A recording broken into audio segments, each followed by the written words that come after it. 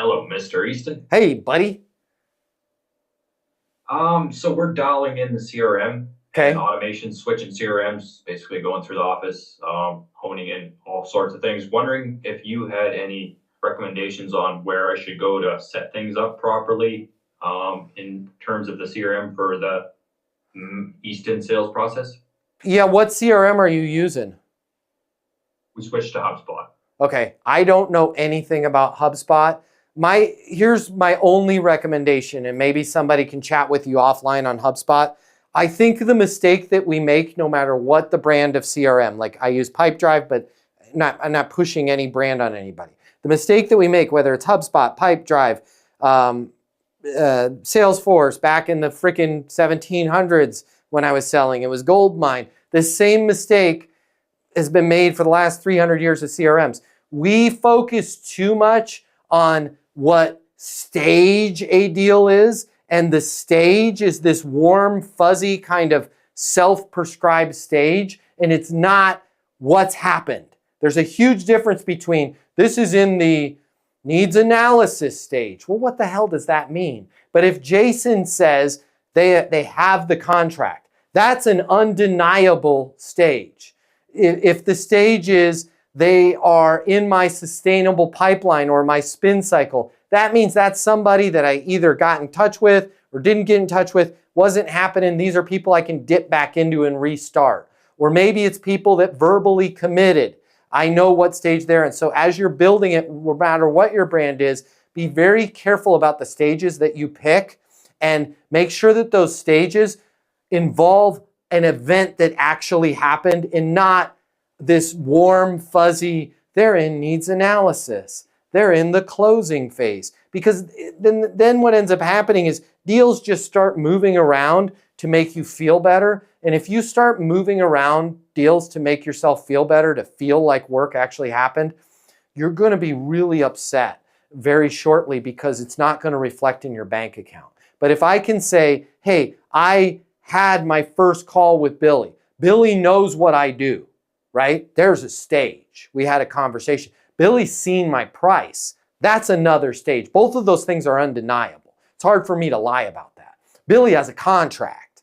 I know that's a stage. Billy agreed to sign the contract. I know that's something. So I would focus your design around actual events and not like where you feel the deal is, if that makes sense. Real good. Appreciate it. And by the way, that's a real hard one. We've got some VPs of sales on this call. It's a real hard one to get VPs of sales to agree to because they love that stuff.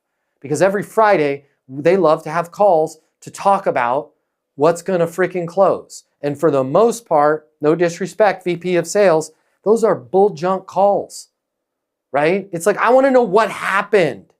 What happened in the deal, right? Because then I can go, why hasn't Billy given us the contract? Well, I'm not sure. Resend him the contract. Stage one, let's resend him the contract. Stage two, I'll call him and make sure he had the contract. Sean, I'm going to roll you right under the bus. And I'm going to call him and say, hey, I wanted to make sure Sean got you the contract, right? Like now I can work as a VP, as a boss. But if they're like, hey, so I know this one's sitting in 80% closed because you're in the needs implementation. Well, I want to know what's really happened. How can I get my arms around what's really happened? When you can do that and stop focusing so much on like, what's the percentage probability that it's going to close? Who the hell cares? Like, if I'm moving the football up the damn field, I really could care less about the probability that I'm going to get a touchdown because I'm on offense. If I continue to move this thing forward, the probability that I'm going to score a touchdown is 100%. Unfortunately, people are like, we're at the 1st and 20, and the way the defense is lined up, 80%. No, what just happened? What's going to happen next? What do we need to do next to get a first down? What do we need to do to get a touchdown? Focus on that in your CRM, and good things will happen. If we focus on like weird mumbo jumbo, we end up with people that end up quitting or getting fired, and there's like $8 billion sitting there in their pipeline, and it's all garbage. That's not good. I digress. If you like this video, I got you. I'm going to hook you up. Click the link in my bio. I'm going to give you the closing mini masterclass. It's normally $300. I'm going to pay for everything.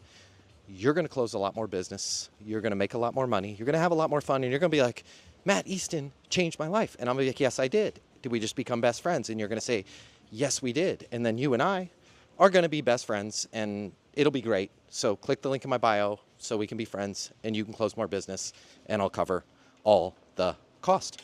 See you there.